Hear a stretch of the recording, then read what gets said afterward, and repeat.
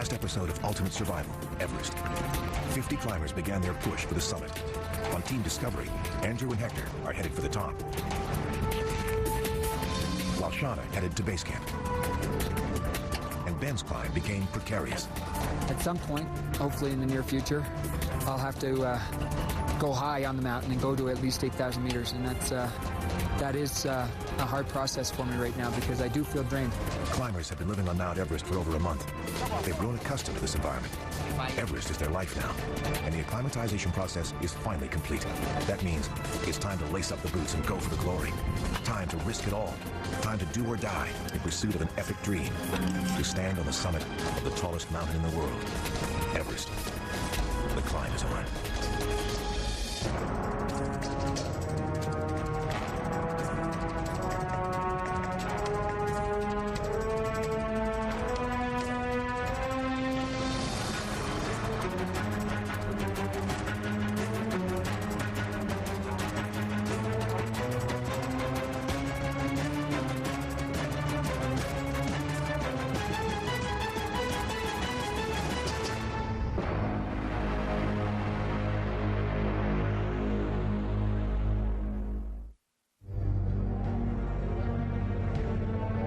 Andrew Locke and Hector Ponce, Team Discovery's 2 professional climbers, have made it to Camp 3.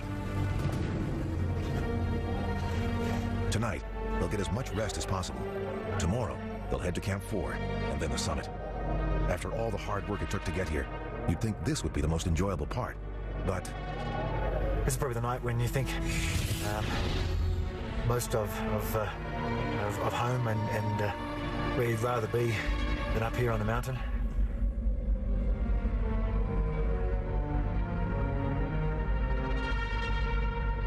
As Andrew beds down for the night, Annabelle Bond gets up. A British climber working with a team of Chileans, Annabelle is preparing to leave Camp 4. She's a day ahead of Andrew and Hector, and if all goes as planned, she'll be on the summit in 14 hours. I was so nervous. I mean, sleep was absolutely elusive. You can't really eat much. Your stomach's just like this massive notch. You've got this huge ordeal ahead of you. So, yeah, no, I was not particularly rested, I must say. It's hard to sleep at altitude. Harder still when you know lives are on the line. Ben Webster, leader of Team Discovery, lies awake at Camp 2, listening to radio silence, just in case. At Camp 3, another team leader is in his tent, but he's not quite as stoic as Ben. Andreas Delgado is leading 6 of his climbing friends to the summit, and they're intent on doing it without oxygen. It's cause for concern. I'm not only worried, I'm a little afraid. We have different standards. In the group, 3 people have been at 8,000 meters before, and 3 others haven't been at that altitude ever. And, well, that worries me. First of all, for their own health, you know. And then I don't want to have any problems up there. And then myself, man, I'm really scared. Because I really want to give it a good push without oxygen. And I just hope it's not too cold, I don't get frostbite. I don't know if I'll have the strength, and I don't want to put myself in a situation where I need to be rescued or anything. I'm really afraid.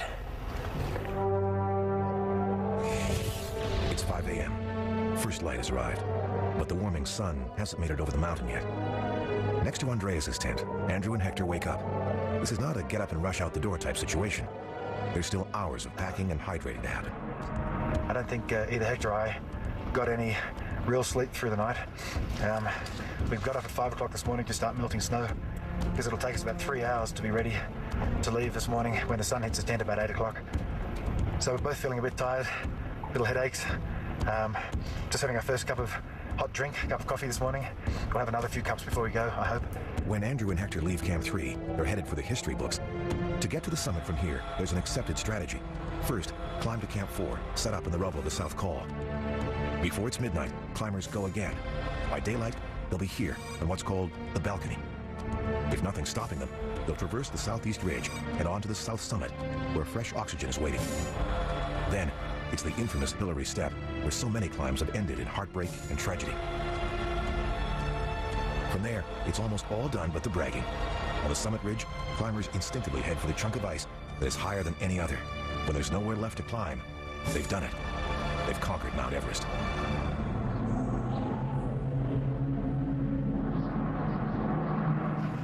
Annabelle and her team are on the balcony, not moving. A human traffic jam has stopped all the climbers cold. Every team here hoped that someone else would be up early, attaching safety lines. That didn't happen. So, with limited oxygen, in deadly temperatures, progress is at a standstill for 30 climbers. There's no rope and we're breaking trails, so it's really, really slow. Then there's a huge jam up here. There's tons of people, and it looks like we're the only people with rope. Anyway, it's tough, it's freezing, my feet are freezing, and I don't know, it's a long way up still, so I don't know if we're gonna, given that we're breaking trail, I don't know. Who knows at this stage? Bye. A team of Greek climbers thought they could ascend without safety lines. Now they've stopped too. Everyone waits for rope. Waiting is troubling. On May 10th, 1996, a huge crowd of people waited too long in this same area. By the time they summited, it was too late for some of them. A vicious storm blew through and killed 16 climbers. 4 times I wanted to turn back. 4 times because I was really frightened. I just thought, what am I doing? The Sherpas, I think, are phenomenal. They help you with your oxygen and they do, the ropes. Sherpas from the Chilean team deal with the safety ropes. Everyone else stands around, conserving oxygen, waiting for the work to be done. Annabelle left Camp 3 with enough oxygen to last 18 hours. She's already used up more than half of that supply. And now she's going nowhere fast. Waiting like this is a colossal waste of time. And the clock is ticking. Annabelle has a strict curfew. At 1 p.m., no matter where she is on the mountain, she must turn around. Right now, it's 7 a.m. It's freezing cold. I had my goggles on. I knew I had one shot. Ultimately, it's your legs that have got to get you up there. It's legs and lungs. That's the 2 things that take you to the summit.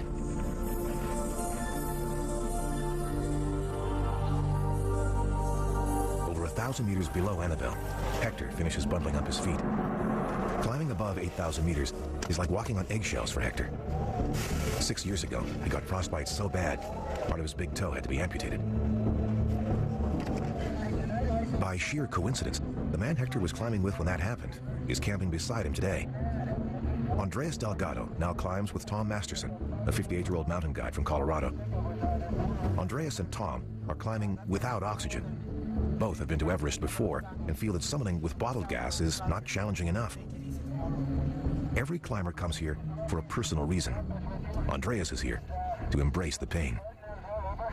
I want to believe, I don't know if I'll be able, but I want to believe that I'm capable of controlling that anguish that you feel, and that I'm strong enough to deal with the lack of oxygen. Discovery 2 to Andreas, over. Go ahead. Are you guys still planning to all go without oxygen all the way to the summit, over? Yeah, there's some backup plans, I would say. Each one of us is gonna have a Sherpa, and the Sherpa is gonna be carrying 2 bottles of oxygen for those who start from the South Cone without oxygen. And I am the only one who is starting without oxygen. If I don't make it without oxygen, I just turn back, over. Okay, sounds like you got quite the plan ahead of you. So best of luck. You guys have a good day climbing, stay safe. Discovery 2 out. Thanks, Ben. It takes the average climber 8 hours to arrive at Camp 4. The day begins with a daunting wall of ice, a so-called heart starter. For rookies, the sight of these ruined tents might be a heart stopper. But for Hector, it's just part of the landscape. Besides, he's got his own problems to focus on. There's a little wind, but it's not bad really. What is really bothering me right now is my feet. They are very cold. So I'm trying to warm them by moving them. And I hope now that the sun is hitting us, they'll get warm. Pounding his feet into the ice to encourage circulation, Hector plods off to Camp 4. If he started breathing his bottled oxygen, his circulation would increase, but he can't afford to dig into his supply just yet.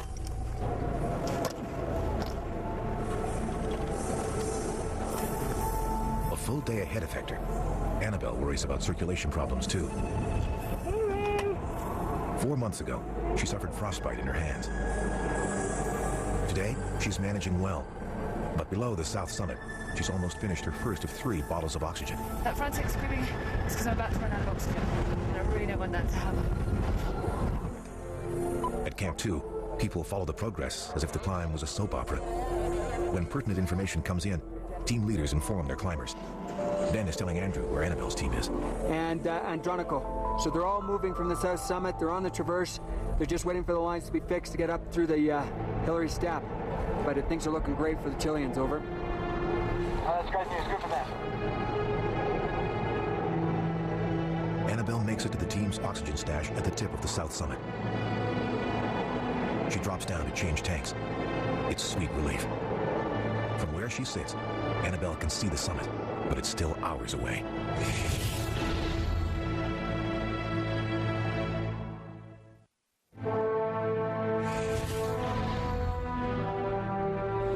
On Mount Everest, half a dozen climbers are leaving Camp 2, headed up the steep Lhotse face. At the back of the pack, a high school principal named Will Cross struggles like his day is finishing when, in fact, it's only just beginning. Will, a diabetic, has climbed the highest mountain on 4 of the 7 continents, and he's skied to both the North and South Poles. But Mount Everest is tougher than anything he's ever experienced.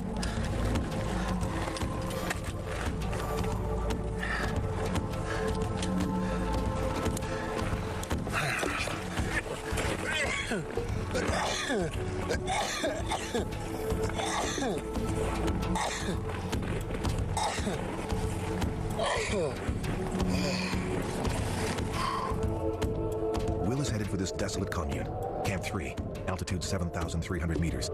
Not a great place to gain strength. Everybody at Mount Everest is slow, but Will is definitely slow.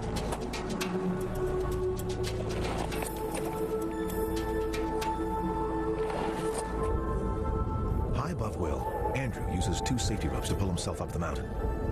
60 years ago, the summit of Everest was as elusive as the moon. Today, with well-established routes and plenty of guidelines, over 1,200 people have made it to the top. A lot of people say that Mount Everest is very easy. It's been climbed a lot of times. I'm one of the more experienced high-altitude mountaineers in the world. And Everest still brings me to my knees, gasping for breath.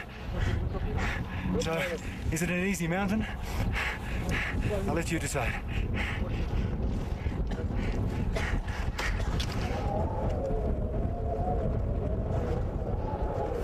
Rolling. Eh? Listo. Hector climbers up the cruel rock face called the Geneva Spur.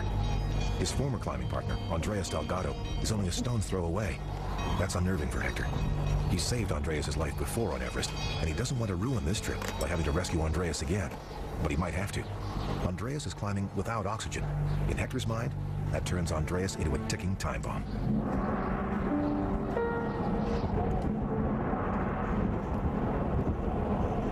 Annabelle Bond has made it to the Hillary Step. Here, she must play Russian roulette with the safety lines. If she picks the wrong one, she could die. I can't actually believe that I'm here. The snow looks really powdery, so I think it's going to be quite difficult. And I'm just trying not to get too nervous.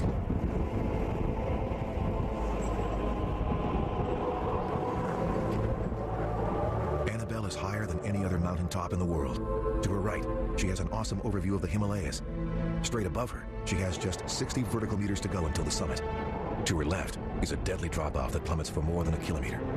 She has only one choice: climb.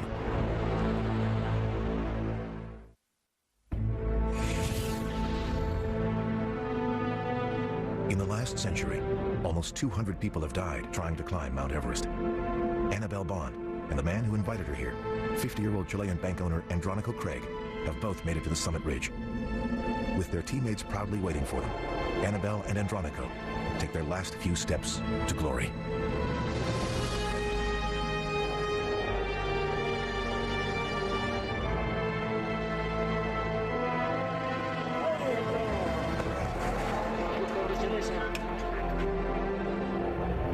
It's just such a huge thing, and when you don't think you can ever do it, but you do.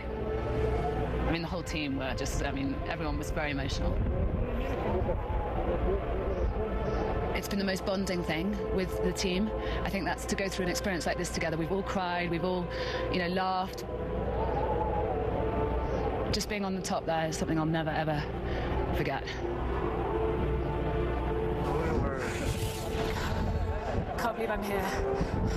It's amazing.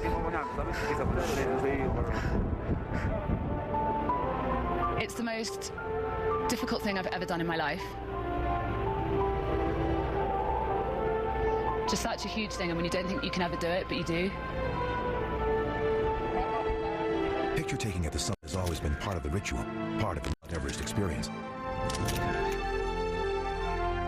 The Sherpas pose with objects that mean something to them spiritually, but most of the Western climbers pose with corporate logos. Andronico gets a Sherpa to fly the flag of his bank. For many, these pictures help finance the trip. I can't believe I'm such a crybaby. My dad's company.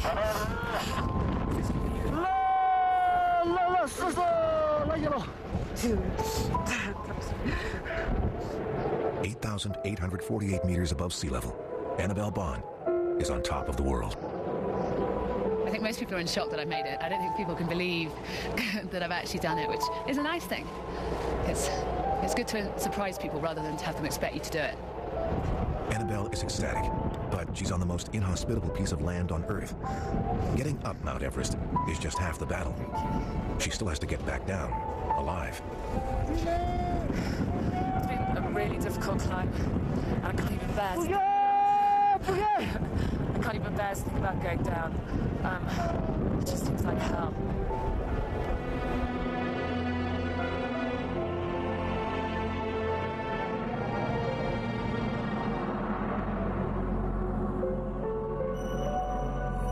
Only 12 women are attempting to climb Mount Everest this spring. Shauna Burke is one of them, but she's not climbing. She's at base camp waiting for her turn. It's worse than frustrating. It's debilitating. I've developed the kumbu cough, is what they call it. And what it is it's this horrible dry hack that occurs quite frequently throughout the day, and it's very, very difficult to stop it. And for me, it's tied to my stomach, so whenever I cough, everything in my tummy seizes up, and quite often whatever's in my tummy will come out. So little things like that are, I know, going to make the climb very difficult. The fact that I've been up here for a very long time and that my body's depleting, that I've got the kumbu cough, that emotionally I'm quite drained, will make the climb that much more difficult. Shauna wants to be where Andrew and Hector are right now. Camp 4, altitude 7,900 meters. From here, the summit is within their grasp. Ben, this is Hector. Do you copy over? Camp 2, this is Andrew, you copy.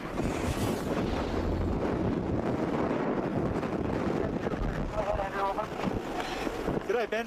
I'm on the South Col. I arrived about 10 minutes ago with Mingma. That's great to hear. We'll call up again a bit later on. It's pretty blowy here on the col at the moment, so we'll chat later on.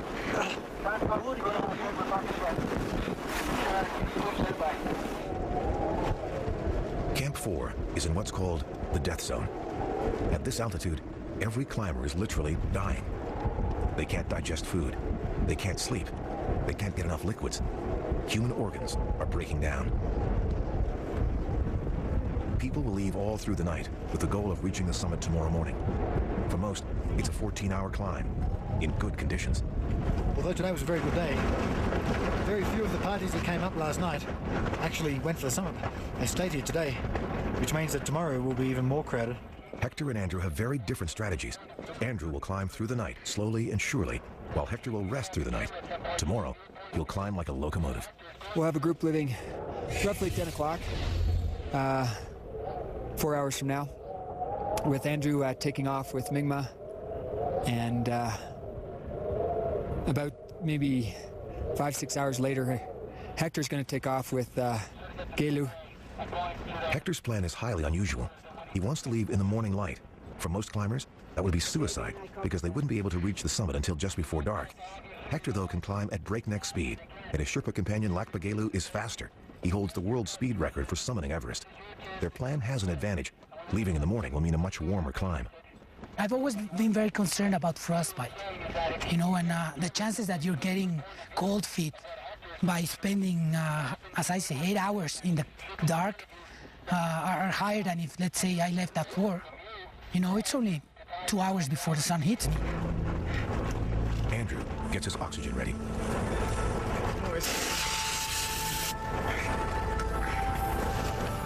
Oxygen use helps prevent two of the biggest killers on Everest, HAPE and HACE. HAPE stands for high-altitude pulmonary edema, and HACE is high-altitude cerebral edema. Edema is basically an excess of liquid in body tissues, so in the case of cerebral edema, the brain swells, and in pulmonary edema, there is so much liquid in the lungs, they leak, and climbers can suffer the ironic effects of drowning 8 kilometers above sea level. Andrew's mountaineering goal is to summit all 14 of the world's peaks that tower over 8,000 meters. So far, he's conquered 10 of them. Oxygen is not something he takes lightly. He always makes sure the O2 in his blood is at a level he can live with. I'm measuring my oxygen saturation in my blood.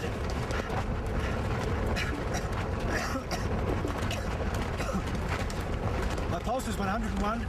My oxygen saturation just sitting here was, I'd say 79. Once I put the oxygen on, it would change. The sun is getting lower, and Will Cross is not getting any faster. Straining at this altitude, Will's blood sugar is higher than normal, so he must take stronger insulin shots 4 times a day. He may be slow, but Will is getting it done. You just had to gut it out, pull, and of course you're getting more and more tired. You get higher and higher, there's less and less air, so you're kind of slumping over the lines, and it was a lot of work. You're just not there. You know, you're kind of outside yourself, moving slowly, and boy, you may want to move a lot faster. It's just not going to happen because you don't have the oxygen in your system, no gas in your tank. Even without gas, Will makes it to his home for the night, which is at a personal altitude record for him, 7,400 meters. Never been that high, so no, I really didn't know how I would react. I just knew it would be painful. For sustenance, he inhales the meal of choice for most climbers at this altitude. Heavy doses of oxygen. That's what we're having for dinner.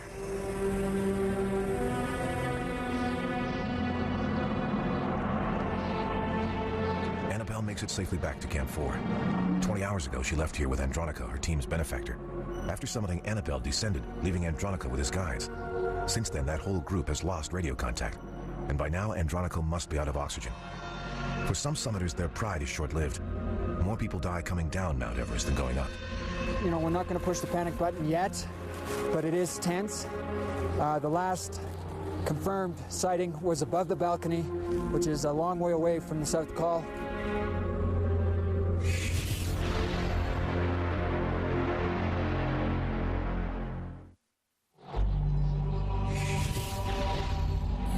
On Mount Everest, you climb when you have to, not when it's convenient. To begin his summit attempt, Andrew Locke prepares to set off into the frozen darkness. It's just after 9:30 at night, and I'm about to set out for the summit from the South Col, together with Mingma and Galjan, but it's cold. We need to get on with the job, so I'm going to throw on my oxygen mask now and start the climb from the South Col here at 8,000 meters. There are 7 teams at Camp 4. All are headed for the summit tonight. That makes Ben nervous. He's afraid of crowds, especially in the dark. The big concern is that absolutely everyone left at the exact same time on the push, according to Andrew, which means you have everybody and their dog at the exact same place on the mountain, which means that there's this huge cluster of people. Angelica, yeah, congratulations. Andrew. Oh, Andrew. Thank you very much. Fantastic. Andrew stumbles upon Andronica, who is barely alive. When he ran out of oxygen over 4 hours ago, Andronica clung to life by concentrating on his family. A long day for you guys, huh? Yeah.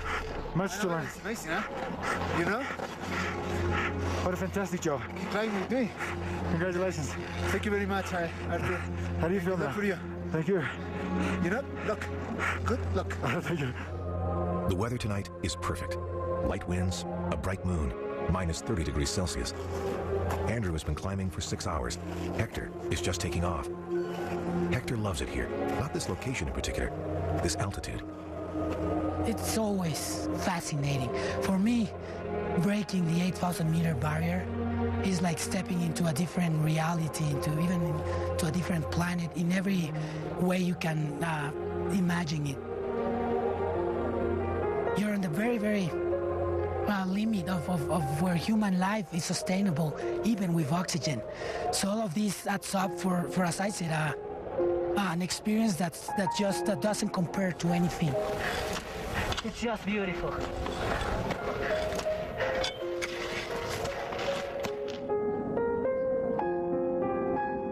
As the sun rises, Nyingma Sherpa calls Ben on the radio. Nyingma and Andrew are so close to the summit, they can taste it. Any wind up at the south summit? Is it cold or any wind? Over. Oh, no wind, no cold. Very, very good weather over. Is there a lot of people around you or ahead of you? Over. Yeah, there's a lot of people. Yeah, over.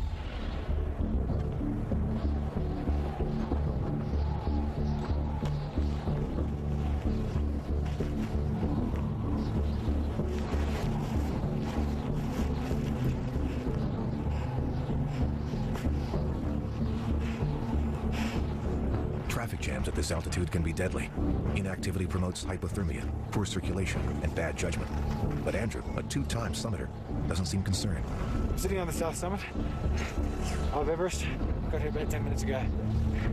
So it's been quite a long slog, and you can see behind me that it isn't over yet. We have to traverse across a very sharp ridge to get to the Hillary Step, which is a short rock mattress on that sharp arête that you can see in the background. And from there it's about another 100 meters of climbing to get to the true summit. When Sir Edmund Hillary made his way up this rock face in 1953 with his Sherpa partner Tenzing Norgay, no other mountaineer could make it. Today, there's a stagnant pileup of climbers waiting on the Hillary Step. Further down the mountain, Andreas has stopped moving too. Mount Everest doesn't suffer fools gladly, and people who climb without oxygen often pay a serious price.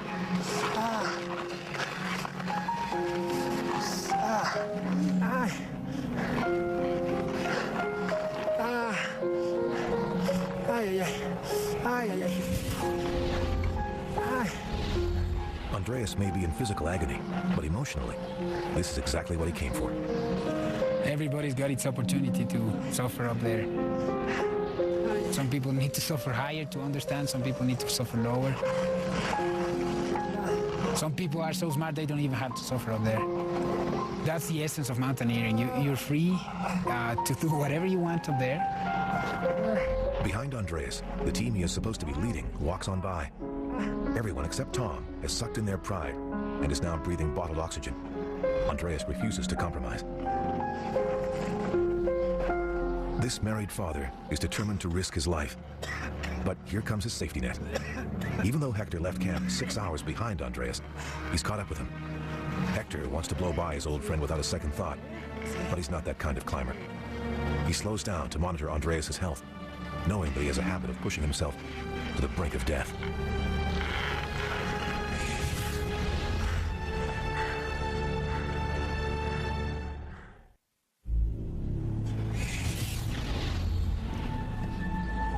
Hector has passed Andreas and doesn't plan on looking back.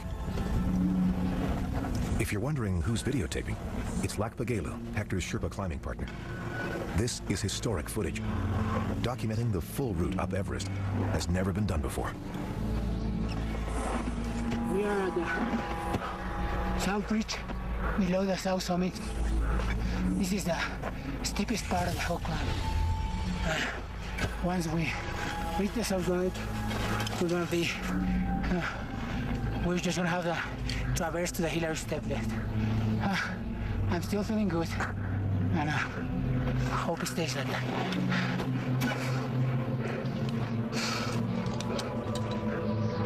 Hector is climbing like a man on fire, but it doesn't look like he's going to make it to the summit alongside his teammate, Andrew Locke. Andrew is at the top of this line, about to step onto the summit ridge. I've just climbed out of the Hillary Step, which was the last technical difficulty before the summit. From here on, it's pretty much a snow plot for 45 minutes or so.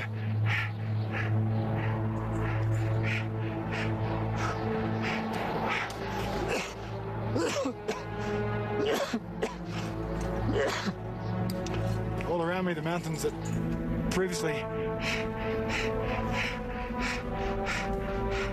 towered over us when we were in base camp and in the lower camps. And now they've dropped well below us. There's nothing higher than us in the world. Only the summit of this mountain. And that's where we're headed.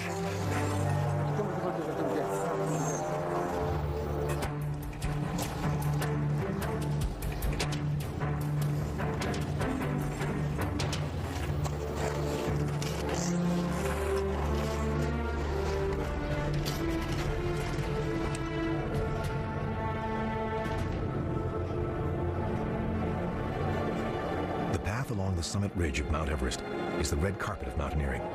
From here, it's a prestigious, emotional quarter-kilometer-long trek to the pinnacle of all mountains.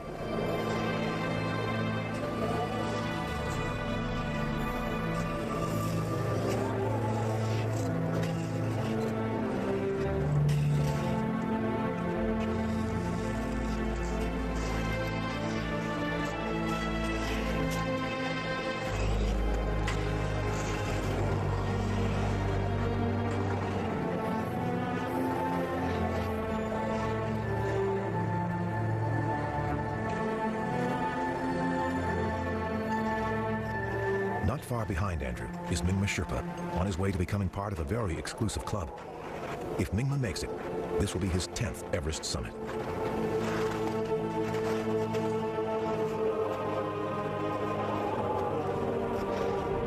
Well, we've done it, team. We're on top. It's a very nice view from up here. Great job, buddy. Great job. Congratulations. How are you feeling, over? I'm tired. A little bit emotional, actually. I didn't ever think I'd be coming back up here again. It was quite a slog. I think we're all absolutely trashed, to tell the truth, but God, it is an absolutely fantastic feeling.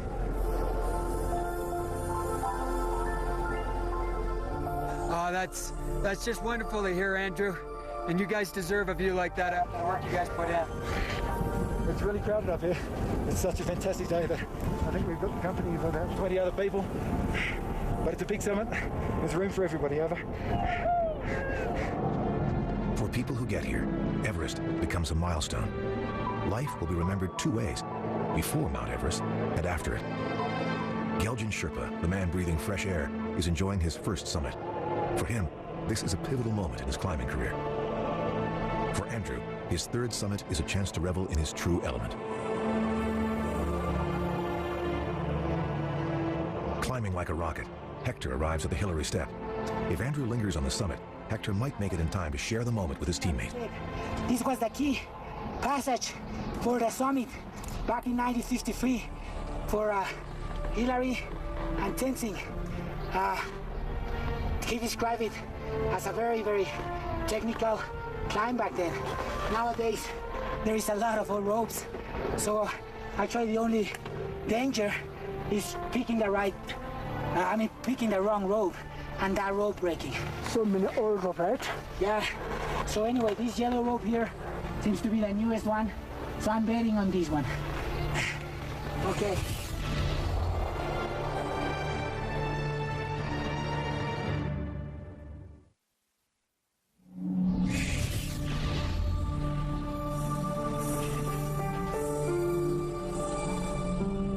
Mount Everest without oxygen, Andreas Delgado is courting disaster. On the southeast ridge, he's so exhausted he needs to rest after every single step. Hector Ponce de Leon, on the other hand, is healthy and happy, just a few steps away from his third successful trip to the summit of the world's tallest mountain. Hector got from Camp 4 to here in a blistering 6 hours. Yeah. Summit.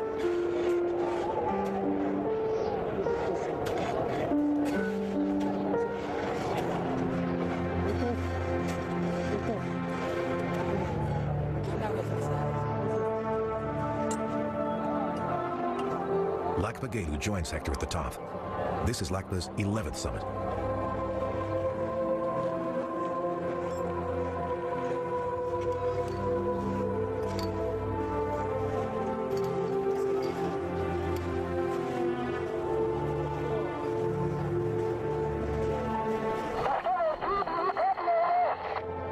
This is Discovery 2. Go ahead, Hector.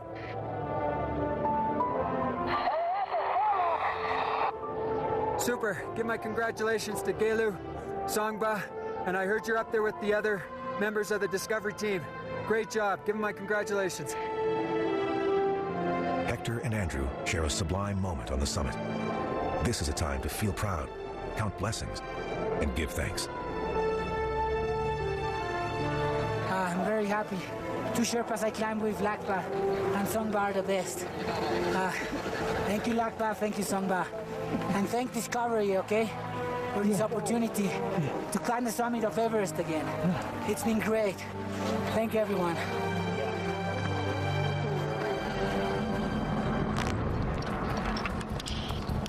On the next episode of Ultimate Survival, Everest, Will Cross goes for the summit. The Discovery team performs a daring rescue. And when they finally go for the summit, all right, here's the situation. Ben decides that Shauna will have to climb alone. Give me 1 minute.